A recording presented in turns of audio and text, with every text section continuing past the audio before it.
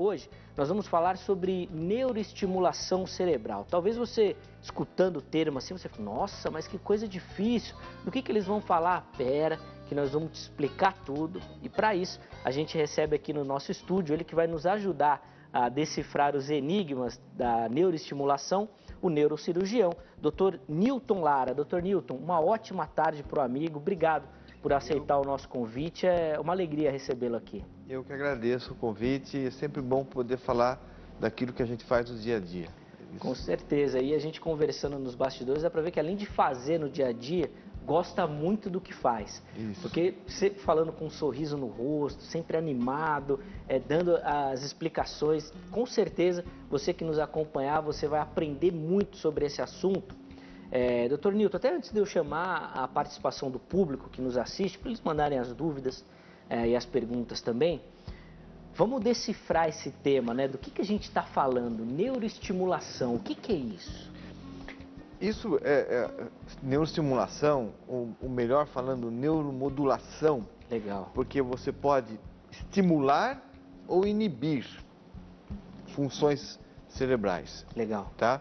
Então, a neuromodulação é um ramo da medicina em que as pessoas que se dedicam a esse ramo visam interferir em sistemas neuronais para tratar doenças.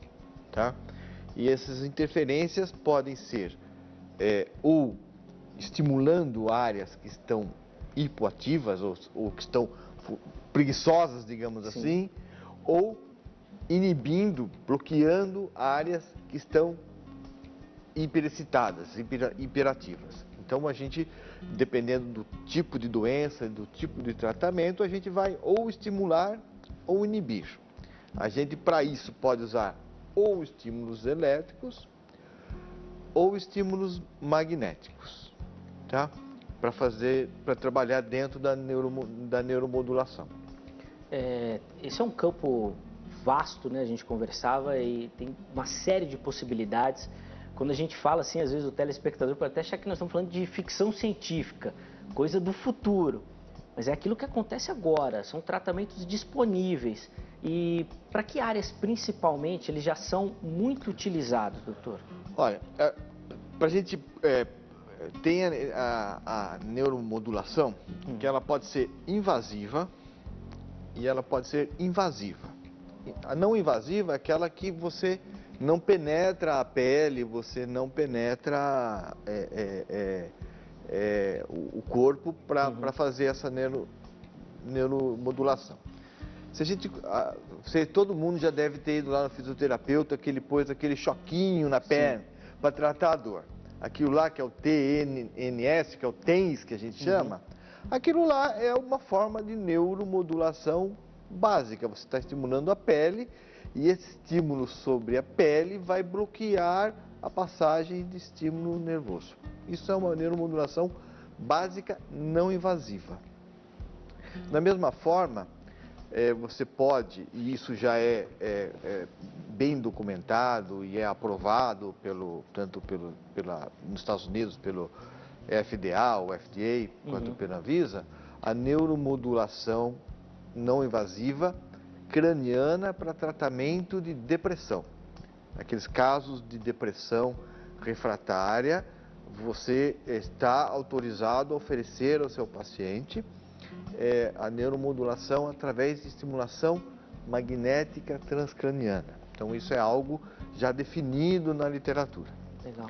Indo para a neuromodulação invasiva, a gente já tem desde o ano de 1998, quando foi aprovado para uso nos Estados Unidos a neuroestimulação invasiva, ou seja, aqueles chips, o nome não é bem chip, mas as pessoas entendem melhor, Sim. Que na verdade são eletrodos que são implantados, e o primeiro tratamento de neuromodulação aprovado para uso clínico, saindo já da pesquisa, já aprovado para uso clínico, foi para tremor essencial, no final do século passado, e em seguida, no início desse século, 2002, para o tratamento da doença de Parkinson, dos sintomas da doença de Parkinson. em seguida para a distonia, que é uma doença menos comum, mas muito incapacitante, também tem sido usado e também é aprovado para a distonia.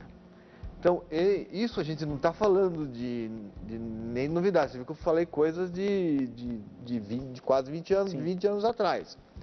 Então, para mim, se eu conseguir passar essa mensagem de desmistificar a neuromodulação, já seria uma grande mensagem que eu estaria passando. Porque ela é uma coisa que, nessas doenças que eu falei, ela já ajuda muita gente. Para vocês terem uma ideia, aproximadamente 300 mil pessoas com doença de Parkinson já usam neuroestimuladores implantados para tratar os sintomas da doença de Parkinson, isso no mundo todo. Então, e tem gente que nem sabe que existe isso, né? Sim. Então eu acho que, e também tem pessoas que acham, vou pôr uma coisa na minha cabeça, eu não vou ser mais eu mesmo, tem essas ideias, sim, né? Eu vou deixar de ser controle sobre a cabeça da gente, não. Isso, a gente tem as comissões de ética, tudo que é feito para ser aprovado uma nova doença para tratamento, ela passa por longos anos para se chegar à conclusão de que funciona e que vai trazer muito mais benefícios do que malefícios para as pessoas, né? Sim, com certeza.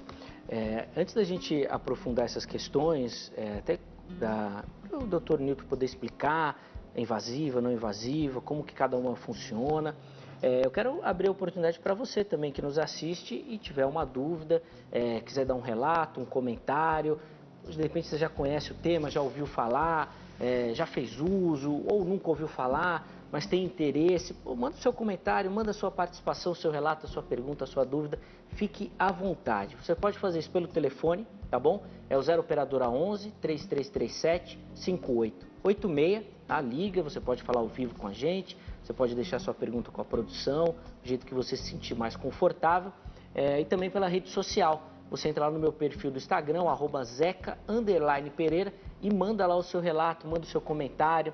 De repente você sofre com alguma dessas questões, inclusive que o Dr. Newton já citou aqui. Manda lá como é que tem sido para você, se você pensa numa possibilidade do tipo, de usar alguma coisa nesse sentido da neuroestimulação, neuromoduladores também, tá bom?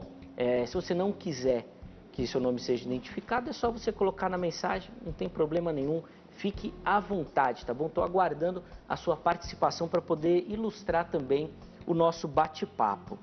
Dr. Newton, você citou a questão da depressão, primeiramente, como essa neuromodulação não invasiva.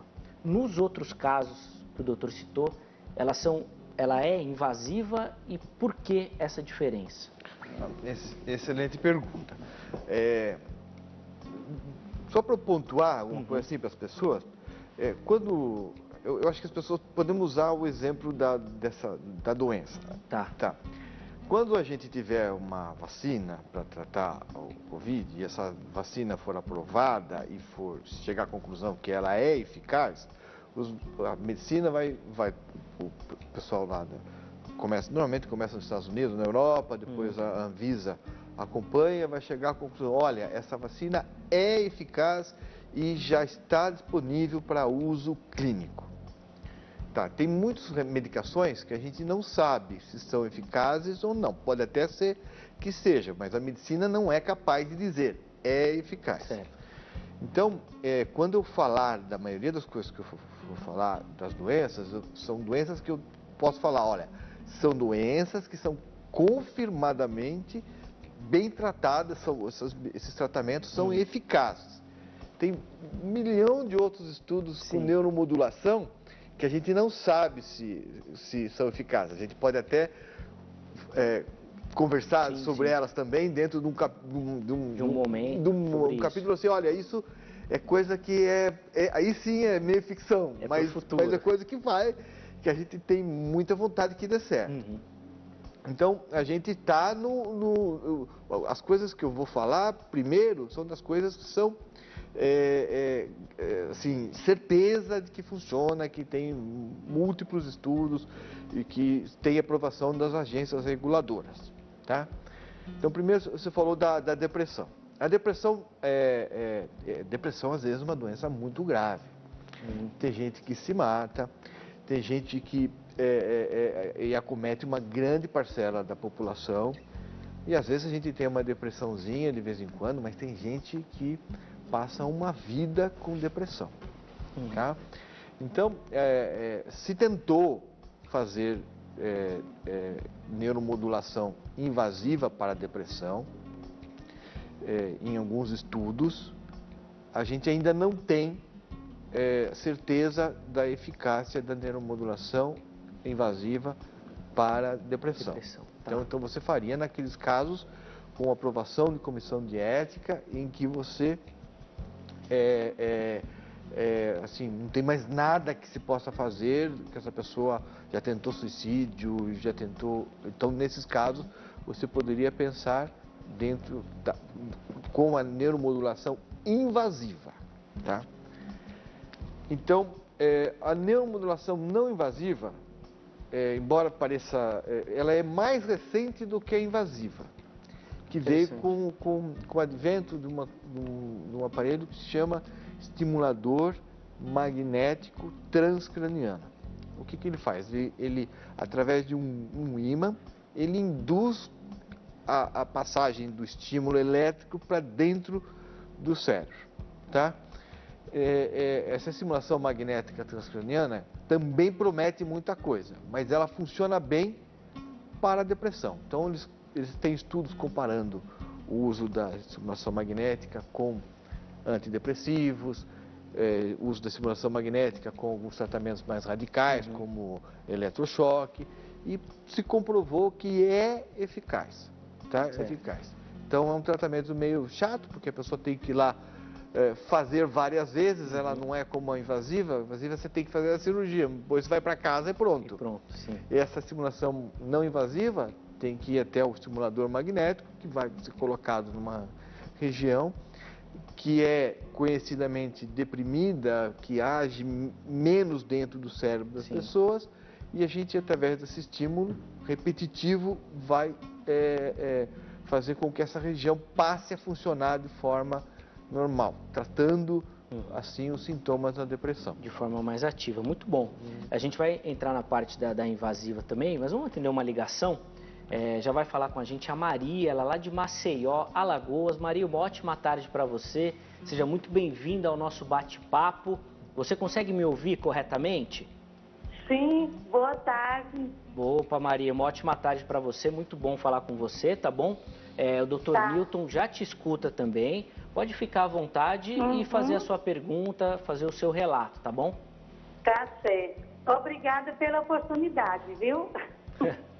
Fique à vontade. Bom, então, doutor, boa tarde. É o seguinte, faz 17 anos que eu convivo com tonturas que não são da labirintite, entendeu?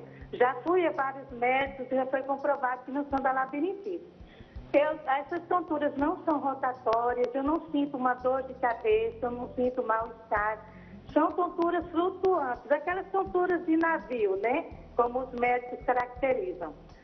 Mas acontece o seguinte, que essas tonturas me tiraram a minha vida normal. Minha vida normal, tipo, andar só, varrer a casa, coisas assim. Exercer as tarefas que normalmente eu exerceria. E o que é que acontece? Eu vou resumir para você entender melhor. Essas tonturas, elas são assim, todo esforço que eu faço, eu sinto tontura. Por exemplo, faço um esforço para andar, vamos supor, uma quadra. Quando eu paro de andar, eu fico mais tonta ainda, flutuo mais, parece que estou na lua. Aí, tipo, se eu pego uma vassoura, faço um esforço para varrer a casa, nem pensar, porque eu fico assim, sentindo essas tonturas todas. Certo. Aí eu gostaria de saber se esse tratamento, se ele poderia me ajudar, pelo menos eu andar só, independente. Ultimamente, mesmo andando acompanhada com uma pessoa, eu estou até tendo o apoio de uma bengala.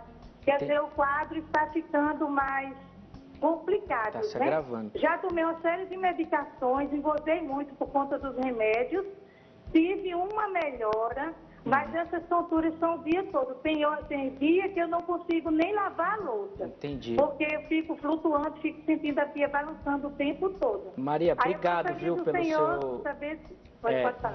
Desculpa, Maria, te interromper, é mais pela questão do tempo mesmo, tá bom? Mas Deus que deu para o Dr. Newton entender bem a situação, tá? Obrigado, viu, pela sua participação.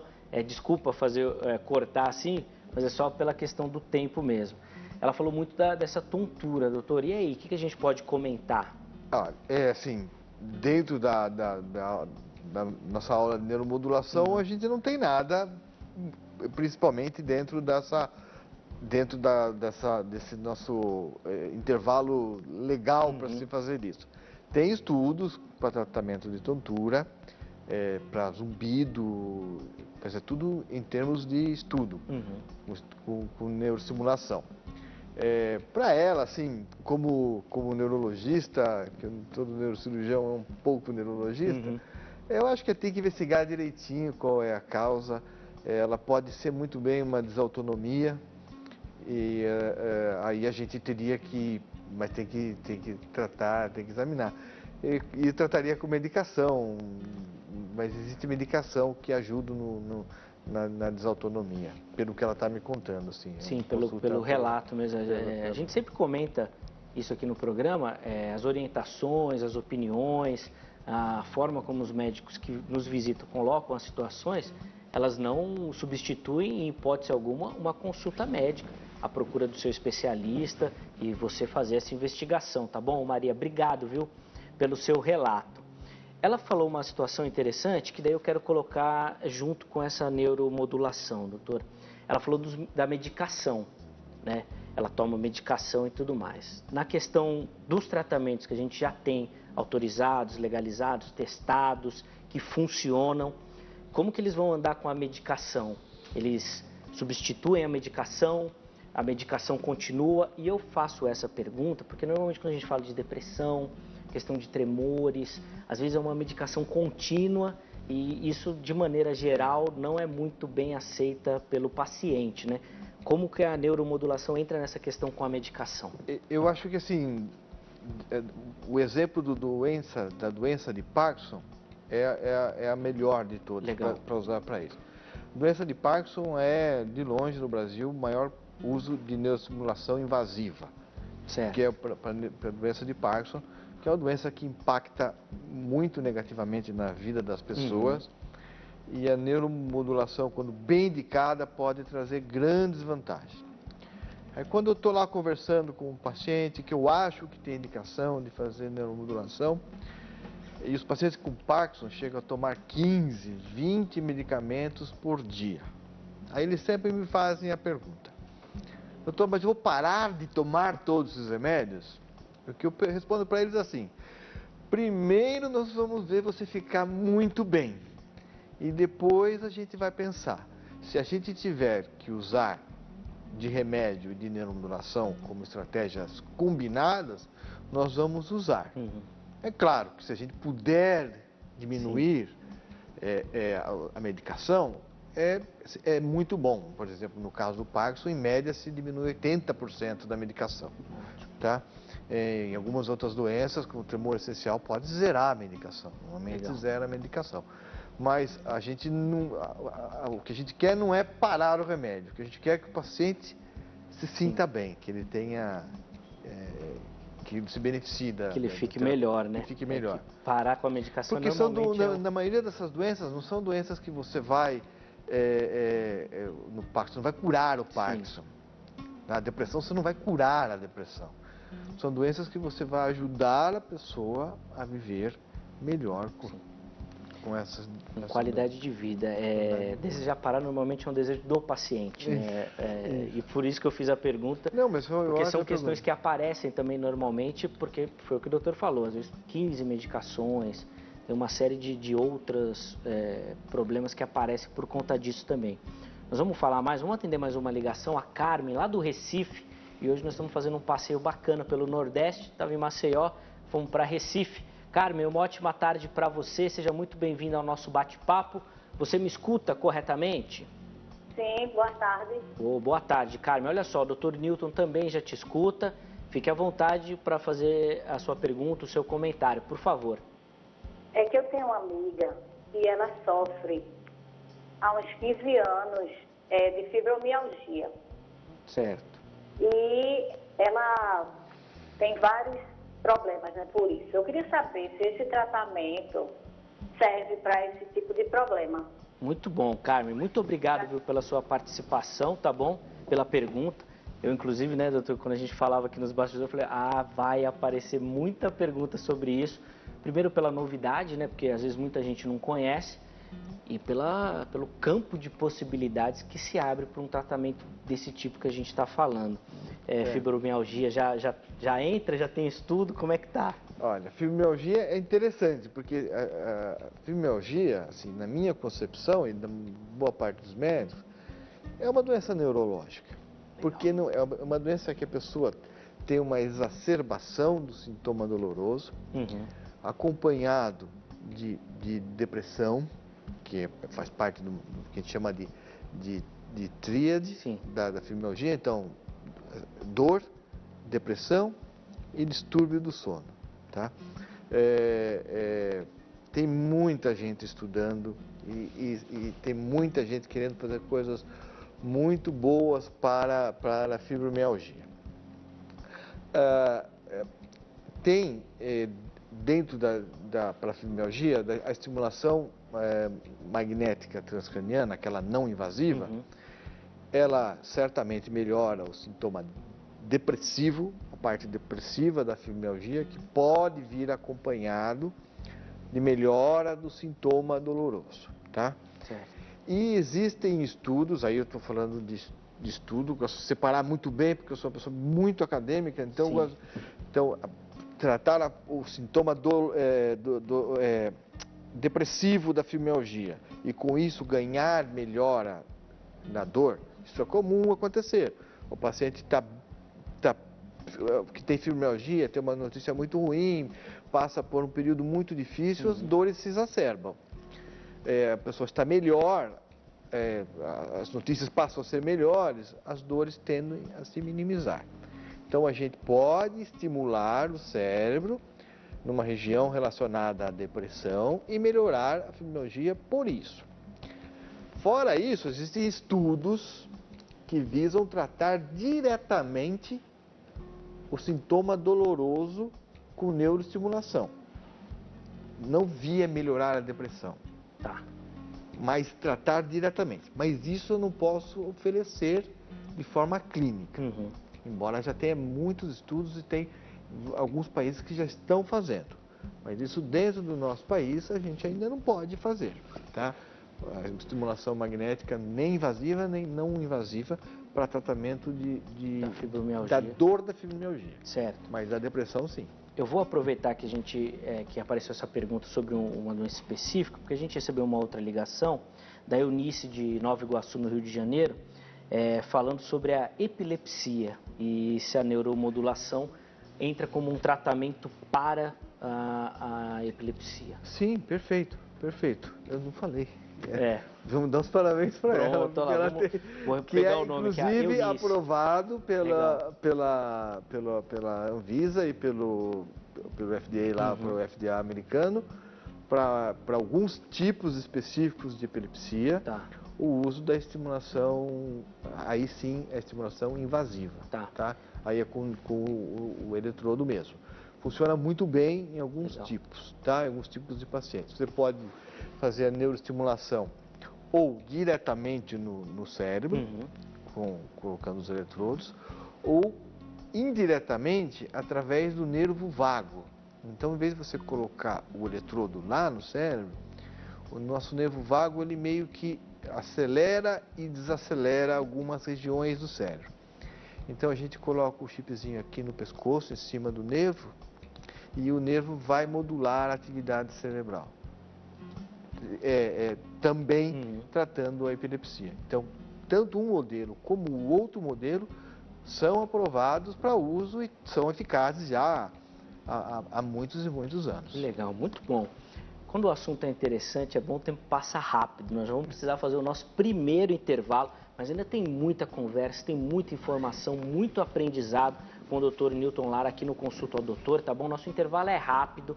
Aproveita para mandar sua pergunta, mandar o seu questionamento, o seu relato, a sua curiosidade, tá bom? Pode ser pelo telefone, é o 0 operadora 11 3337 5886, ou você faz pelo meu Instagram, lá no meu perfil no Instagram, o @zeca_pereira. Manda a sua dúvida, o seu comentário, curiosidade, o que você quer saber. Fique à vontade, tá bom? Para a gente poder ilustrar o nosso bate-papo durante essa tarde. O intervalo é rápido, Consulta ao Doutor vai, mas daqui a pouquinho nós já estaremos de volta. Dr. Newton, a gente encerrou o bloco anterior relembrando da questão da epilepsia. E foi bom porque daí a gente vai poder retomar esse papo agora nesse bloco, principalmente sobre essa questão do tratamento invasivo, tá? Já que a telespectador lembrou da epilepsia, a gente falou da questão do Parkinson, do tremor essencial. Inclusive, antes da gente falar dessa questão invasiva, vamos explicar para quem nos assiste essa questão do tremor essencial, porque às vezes aparece a dúvida e acha que é relacionado diretamente com o Parkinson e eles são diferentes, não é? São doenças completamente diferentes. Legal. Tá? Começar do tremor essencial. Tá. O tremor essencial é uma doença, um tremor que começa na idade adulta, às vezes na adolescência, mas vai piorando, principalmente quando a pessoa vai se tornando idosa, a partir dos 60 anos.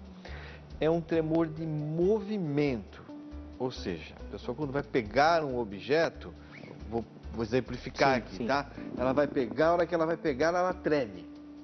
Certo. E ela tem dificuldade de pegar o objeto, de escrever, de desenhar. Então, é um tremor de movimento que tende a piorar com a idade, mas que é o único sintoma que a pessoa vai ter durante toda a vida dela. Tá? O tremor essencial, quando a pessoa está parada, ela não treme. Tá? Então, é um tremor que incomoda porque impede algumas tarefas, tá? Algumas tarefas mais finas. Piora quando a pessoa está nervosa e melhora quando ela está tranquila, tá? Algumas provas assim, às vezes as pessoas tomam calmante e melhoram. Quando as pessoas estão em público, elas tendem a tremer mais, a piorar. É o típico exemplo do rapaz que vai atrás da namorada e começa a tremer. Certo. Então, isso é um sintoma de tremor essencial. E é o tremor quando vai movimentar-se, tá? Às vezes pode ser pequeno, é muito prevalente na população. Muita gente tem tremor essencial. Mas muita gente tem um tremor essencial muito leve.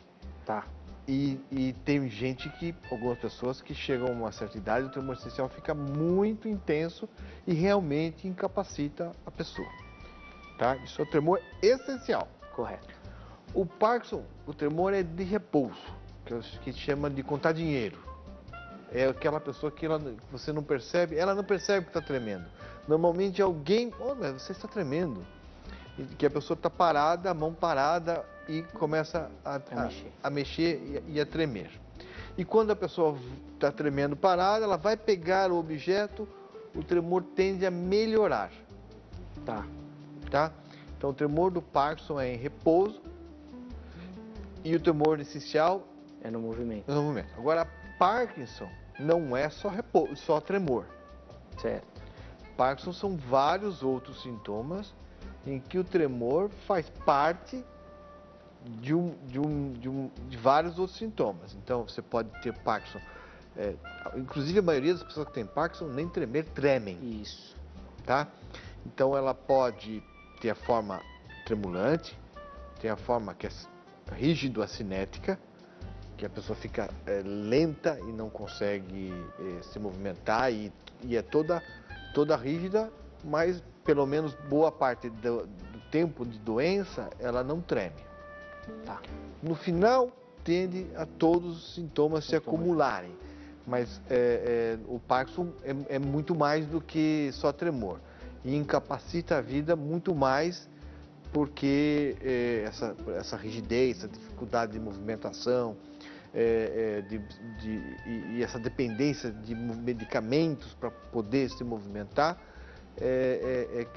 que incapacitam mais o Parkinson até do que o próprio tremor do Parkinson. A gente vai retomar essa ideia, doutor Nilton, mas vamos atender mais uma ligação. Quem vai falar com a gente agora é o Adelino. Ele fala de Biritiba Mirim, aqui em São Paulo. Adelino, uma ótima tarde para você. Seja muito bem-vindo, tá bom? Ao nosso bate-papo. Você consegue me escutar corretamente? Eu estou, mais ou menos, eu estou escutando sim. Muito bom, Adelino. Olha só, se você quiser até abaixar o volume da sua televisão, pode abaixar, tá certo? A gente conversa direto pelo telefone, fica melhor. O doutor Nilton já te escuta. Pode fazer a sua pergunta, Adelino, por favor. A minha pergunta é a seguinte: há mais ou menos um mês atrás, apareceu uma dificuldade para mim falar. Certo. Eu falo tudo errado, eu não consigo conversar com as pessoas, nem trabalhar eu consigo, porque as pessoas que vão falar comigo não entendem nada que eu falo, né? Então eu estou com medo disso daí, eu não sei o que acontece, que eu perdi a noção da fala, né? Tá. Qual a sua idade, Adelino? 75. 75 anos. Obrigado, viu, pela sua pergunta, pelo seu relato também. E aí, doutor Nilton? A gente precisa entender se essa dificuldade de fala é no ato motor da fala, ou seja, ele fala, ele gagueja ou ele tem dificuldade de falar, ou no ato de pensar a palavra. Tá? O ato se ele tiver dificuldades para encontrar palavras, pode ser um sinal de senilidade, é uma coisa que com treino, alguma coisa assim, ele pode conseguir.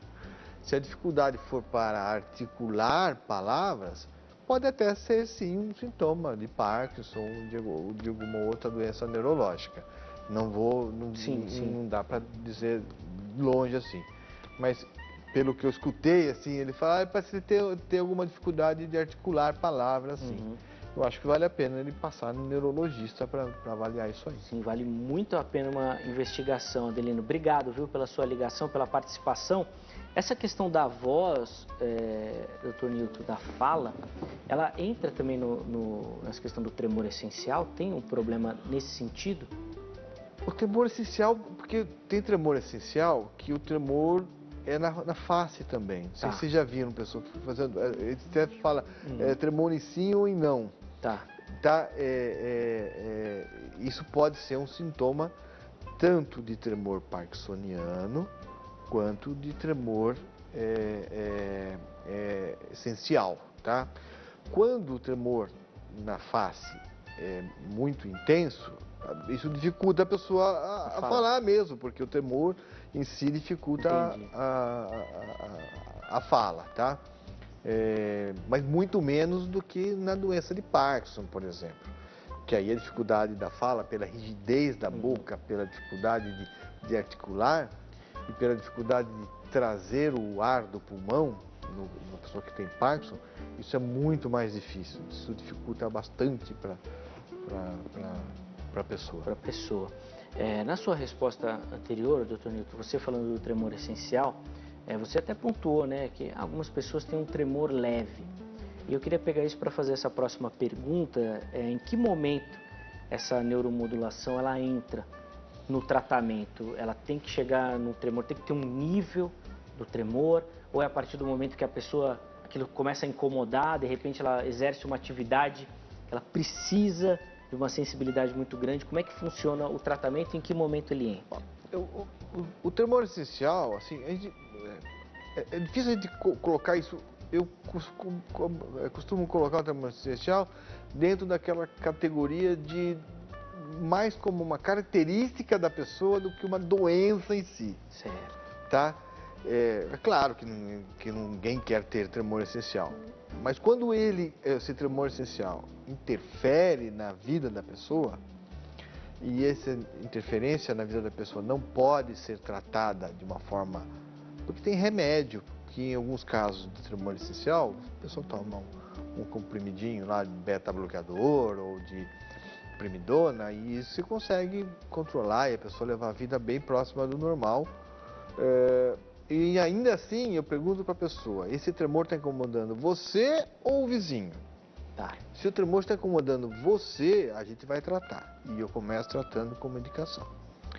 Quando a medicação deixa de fazer efeito, ou quando a medicação causa efeito colateral, ou quando o paciente está tomando medicação há muitos anos, ele não aguenta mais tomar a medicação, a gente propõe para aqueles pacientes que se queixam e que isso incomoda a vida deles, o tratamento com a neuroestimulação, tratamento invasivo. Tá? Sim. Essa questão do tratamento invasivo, doutor, como é que funciona? Já tem um padrão, então é naquele lugar que vai fazer o tratamento, porque é ali que sai a transmissão, né? Eu vou falar aqui bem básico, depois o Nilton vai corrigir, vai explicar direitinho, que sai o estímulo, né, para o corpo, então é ali que tem que colocar esse estimulador, né? A gente já sabe que o circuito que provoca isso, na verdade, são neurônios que disparam de forma desregulada, tá? Então a gente, as cirurgias de neuromodulação tendem a ser, embora sejam invasivas, a gente chama de minimamente invasivas. Legal. A maioria delas os pacientes nem recebem anestesia geral. Você coloca os chips sob anestesia local. Ou com uma sedação, porque assim, é a cirurgia que eu falo para os pacientes, a cirurgia corre 90% dela no computador. Certo. E o resto, o mais importante é que você traz o que você faz com computação gráfica, com eletrofisiologia, que envolve vários profissionais uma cirurgia dessa, a gente conta na sala 9 pessoas envolvidas nisso aí, para a cirurgia ser pouco invasiva, tá?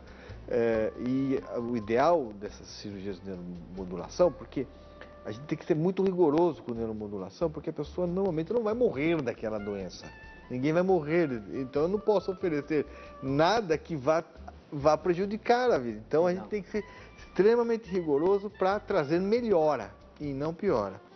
E dentro disso, cirurgias que são feitas ou com o paciente sedado ou acordado trazem melhor resultado, porque você consegue testar a funcionabilidade do seu eletrodo no intraoperatório. Entendeu? É possível fazer com anestesia geral? Mas é mais bem feita se for feita com anestesia local, uma sedação, e você vê o paciente está tremendo lá, você liga o aparelho, ele para de tremer no momento que você ligou o aparelho. Isso é um momento que a equipe, olha, que você faz um planejamento que começa no dia anterior à cirurgia, e você chega naquele ponto, e você colocou o seu eletrodo naquele lugar que todo mundo planejou.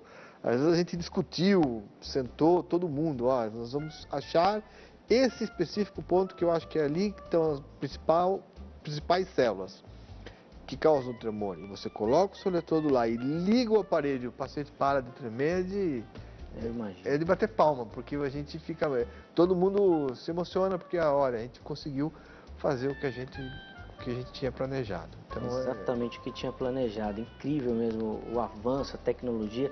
Uma medicina pode oferecer soluções, né, para melhorar a qualidade de vida. A gente pontuou a questão de uma indicação do tratamento, vamos dizer assim, né, explicando de maneira ilustrativa com o tremor essencial, o Dr. Nilton falou. Tem contraindicação nessa questão do tratamento? De repente a idade, um paciente de muita idade, né, quando a gente fala de cirurgia, né, de repente quando a pessoa tem muita idade, melhor não operar, não vai fazer nada.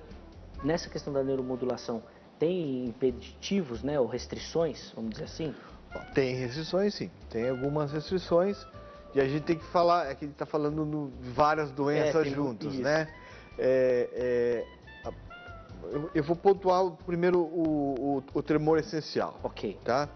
O tremor essencial,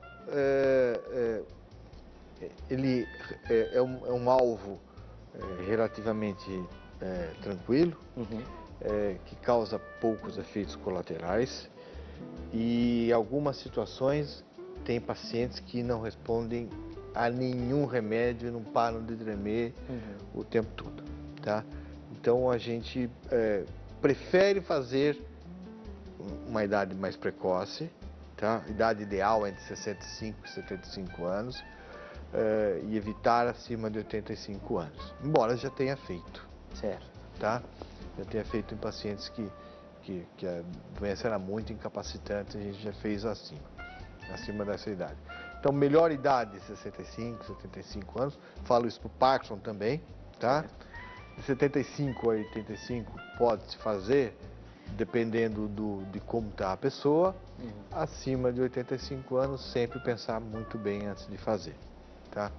Tem outras coisas, as pessoas que estão anticoaguladas não podem ser submetidas a cirurgia, pessoas que estão com infecção e pessoas com doença muito avançada, né? Porque a gente fazia, os primeiros pacientes que apareceram para a gente fazer isso, e apareceu mais com doença de Parkinson mesmo do que com tremor essencial, vinham pacientes que nada mais funcionava, tá? Nada mais funcionava. Então vinha a pessoa na maca que já não conversava, não falava há alguns anos. E assim, eu falei, mas infelizmente a gente não tem muito a oferecer para esse tipo de paciente.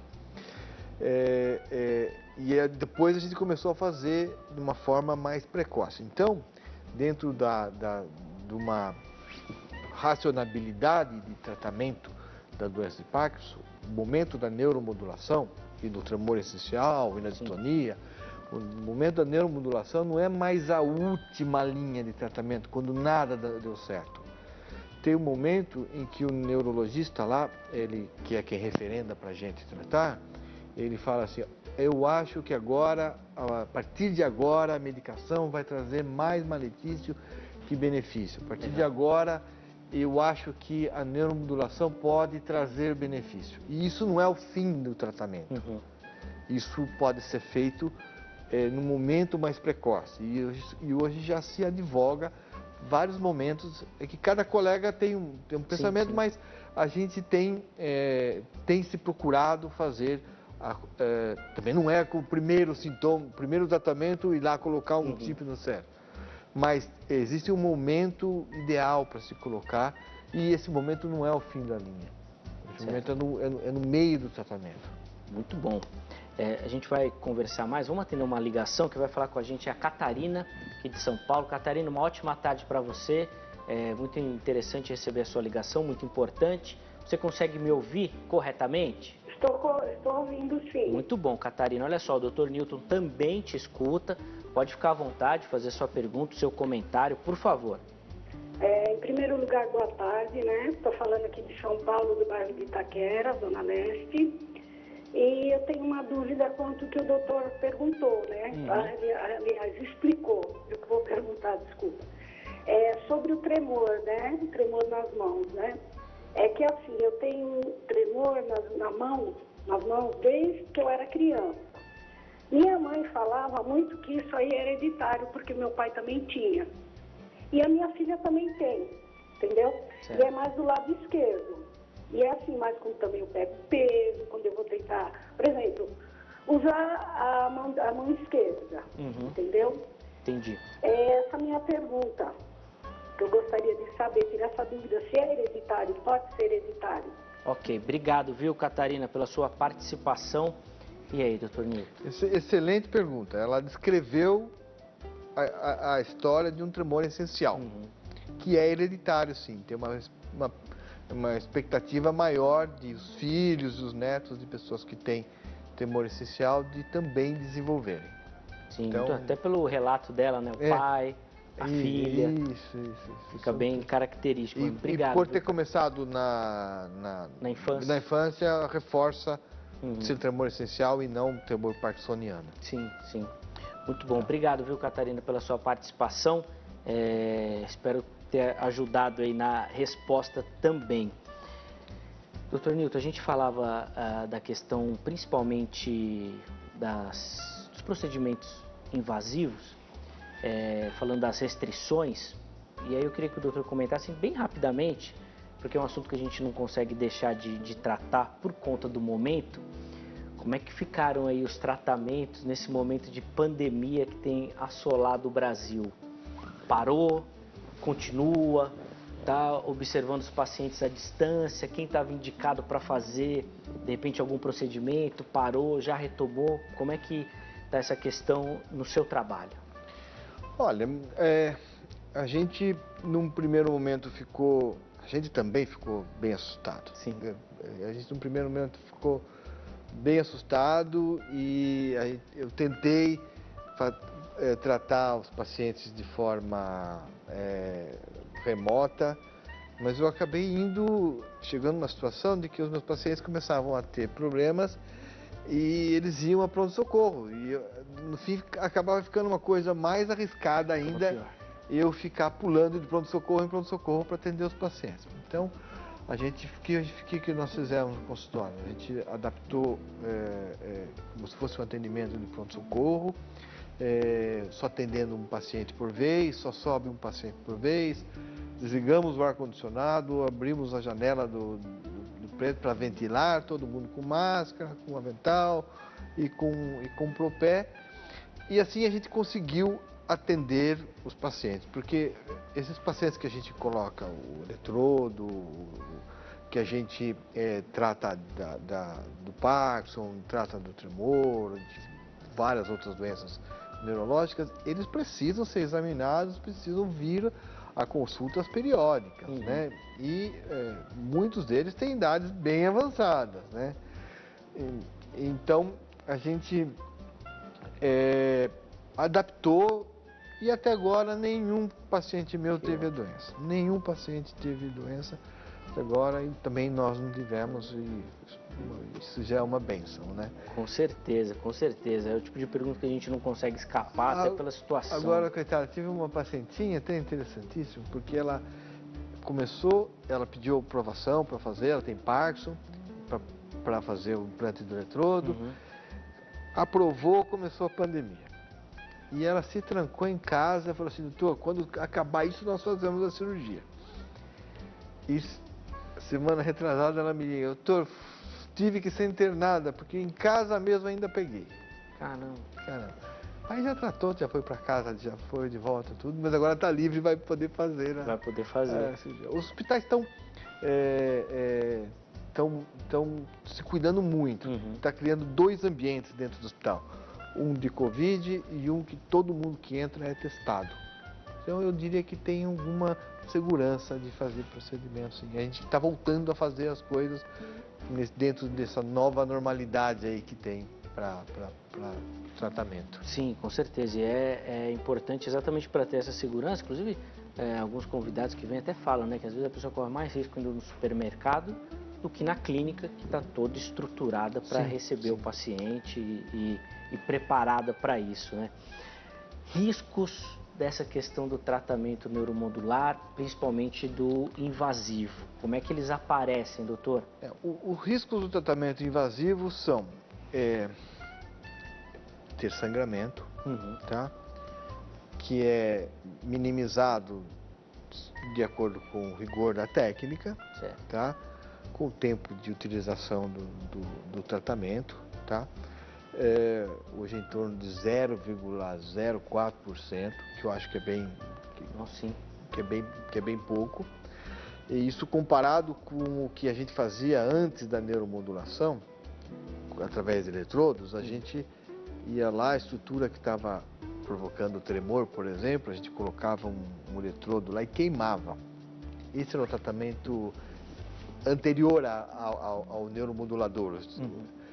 Esse tinha um risco muito maior de ter sangramento. Então, para a gente foi um grande ganho não ter passado para essa modalidade, que o risco de sangramento é pequeno e quando sangra, de pequena monta, normalmente qualquer problema que tenha é transitório, os pacientes são beneficiados sim da terapêutica. Outro risco é você ter uma prótese implantada, né, que é um eletrodo ligado numa bateria, né? Isso pode ter infecção no intraoperatório.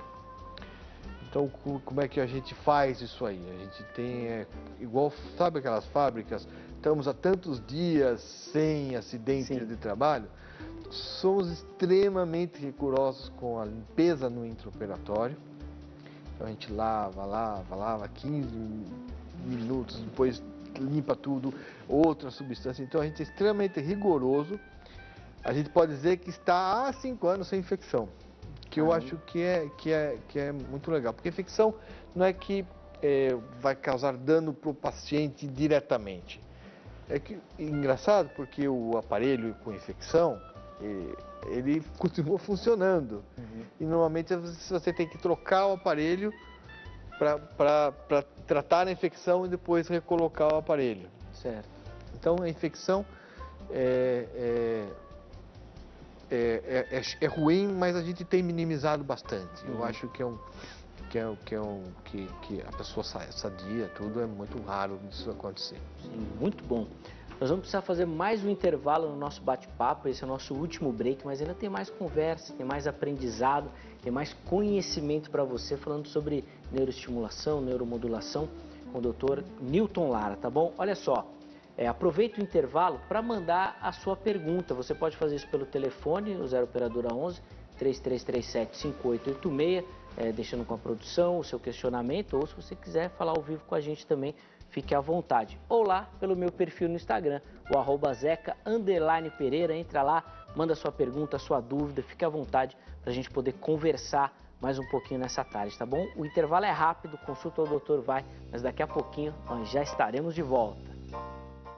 Doutor Newton, vou pegar nesse bloco, além da gente trocar alguma ideia aqui, pegar algumas perguntas que chegaram também, tanto pelo Instagram como algumas ligações. Mas antes de te colocar nas enrascadas das perguntas do telespectador, vamos começar com os elogios, né? Para ir aliviando, né? Olha só, a Silvana de Taubaté, interior de São Paulo, ligou, deixou aqui o agradecimento ao Dr. Newton, falou que é paciente do doutor, que se trata com ele, elogiando muito, não só o trabalho do doutor, mas as explicações do bate-papo, falou que está adorando a nossa conversa. O Jerônimo, a Leide e a Jennifer, todos reunidos lá em Maceió, também nos assistindo, nos acompanhando, mandando um abraço, também gostando do tema, do assunto e das explicações que o Dr. Newton está dando. 2 perguntas chegaram, da Janaína e da Giz, sobre Alzheimer. A gente já citou no começo do programa que tem doenças que elas já são protocoladas, funcionam, e tem outras que estão em estudo, que pode ser para o futuro e tudo mais. Onde que o Alzheimer entra nessa questão? Se é que ele entra. Olha, o Alzheimer, tem muita gente estudando o Alzheimer. E, inclusive, o Alzheimer, a melhora, o que se estuda em Alzheimer é a melhora da memória do paciente que tem Alzheimer, né? Então, inclusive, tem uma questão ética aí, muito interessante com o Alzheimer. Porque se você consegue melhorar a memória de quem tem Alzheimer, você poderia melhorar a memória de quem não tem Alzheimer? Ou seja, a pessoa, tipo um doping. É uma pergunta interessante, que é uma questão ética, inclusive. Sim, sim. Porque muitas pessoas tomam medicações para melhorar o desempenho escolar, por ter dificuldade de atenção e assim por diante. Então, existem estudos que demonstram alguma melhora na memória, inclusive de pacientes que colocaram chips, eletrodos, para tratar epilepsia, por exemplo. Eles melhoraram da memória. Legal. Então, é tudo no campo do estudo, tá? Mas eu acho que você, antes da gente ter isso disponível para toda uma população, inclusive, imagina se você tiver isso custa caro, esses simuladores. Imagina você ter todo mundo com Alzheimer para colocar um neurosimulador. Então, isso quebra qualquer sistema de saúde. Mas tem estudos, sim, e existe a possibilidade de se um dia ser, e não é tão irreal a possibilidade do neuroestimulador para Alzheimer, de andaram fazendo, tá? Mas nada ainda que permita se fazer fora de estudo científico.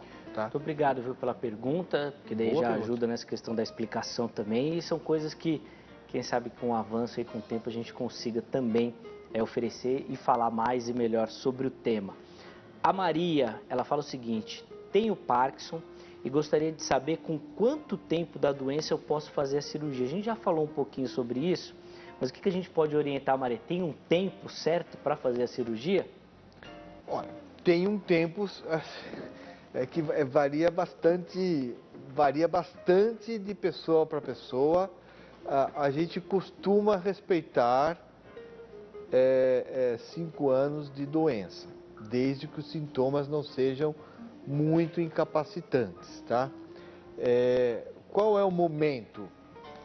É difícil. É quando a medicação, em geral, o momento é quando a medicação começa a dar sinais de falha, ou seja, a pessoa passa boa parte do tempo incapacitada, porque a medicação só funciona algumas horas durante o dia, ou quando você toma a medicação e tem muito efeito colateral. A gente diria que uma exceção seria o tremor incapacitante. Às vezes o tremor é tão incapacitante e não responde nem no início da doença ao medicamento, e aí sim você está autorizado a fazer a cirurgia de forma precoce. Muito bom, daqui a pouquinho nós vamos retomar esse nosso bate-papo sobre neuroestimulação, neuromoduladores, mas agora eu quero dar um recado para você. Bom, dado o nosso recadinho, vamos retomar o nosso bate-papo aqui com o Dr. Newton. Dr. Newton, olha só, muitas participações chegando, e eu peguei aqui a do Diogo, porque eu achei muito interessante, porque ela vai abrir uma nova possibilidade para a gente conversar sobre o assunto. Primeiro, ele fala que ele foi seu paciente, que melhorou muito a vida dele, a qualidade de vida com os neuroestimuladores, e ele tem muita gratidão, né? O relato dele aqui é grande, agradece também pelo programa, mas ele fala o seguinte, que o problema dele foi na coluna. É possível também usar neuroestimuladores para a questão da coluna, de dores crônicas que a pessoa sinta, por exemplo? Olha, sim, é que o programa parecia grande e ficou pequeno. É todo um outro capítulo que é o uso de neuroestimulador medular para tratamento de dor, né, de dor crônica.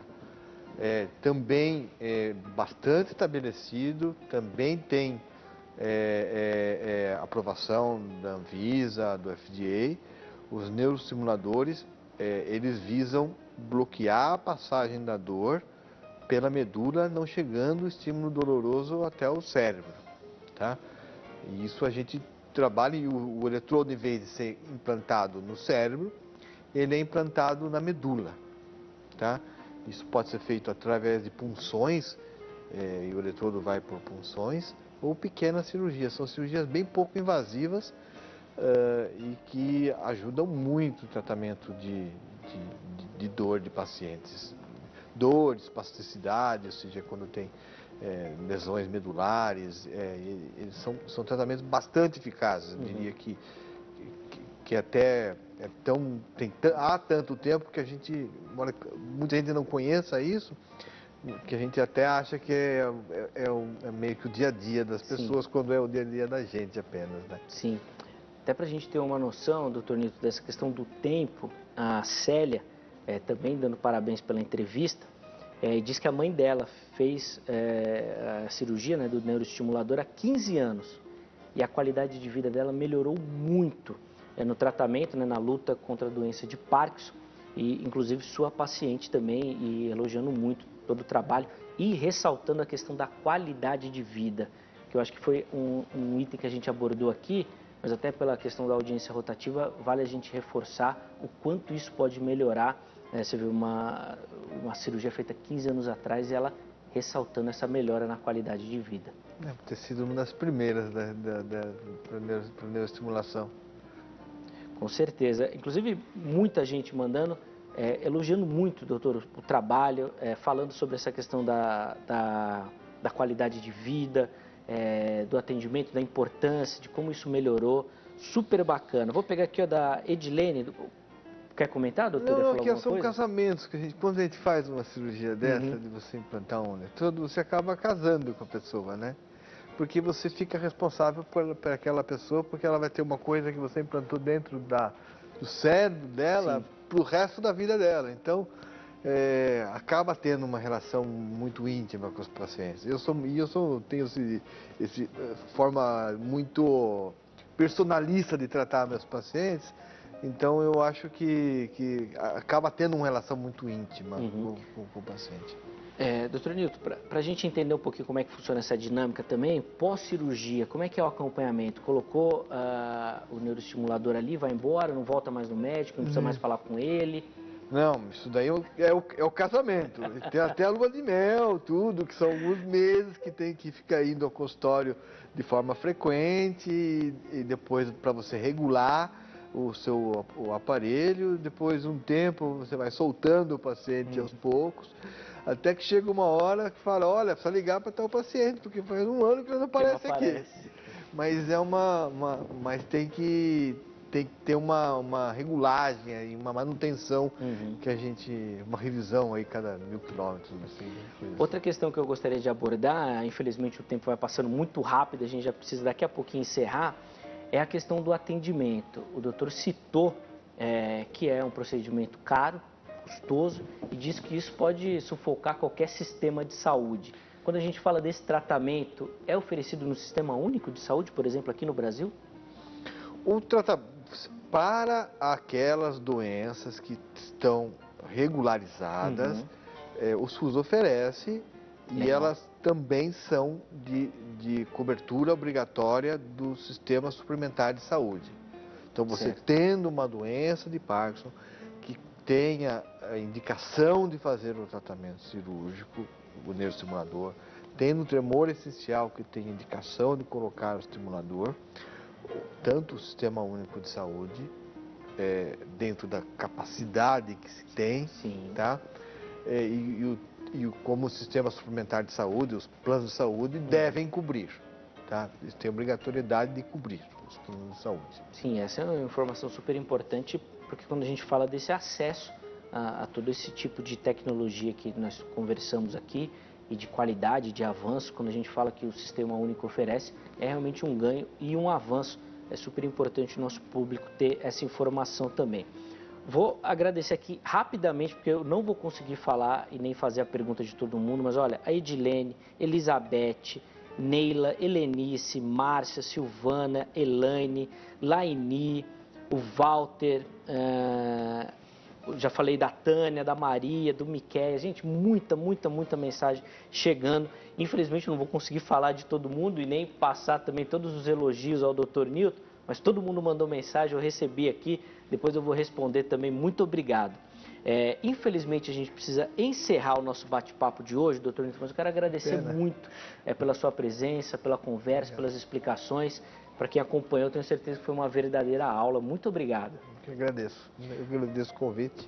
Com certeza, depois nós vamos abrir mais um espacinho para o Dr. Nilton voltar e a gente falar sobre outros assuntos também. Mas olha, se você gostou da conversa, quer outras informações, ficou com alguma dúvida, quer conhecer também o trabalho do Dr. Nilton, tome nota dos contatos que eu vou passar agora para você poder fazer isso, tá bom? Vou começar com os telefones, tá? O 011, porque é aqui de São Paulo, é o 2384-9823. Então é 2384-9823. Ou então pelo 99861-5000.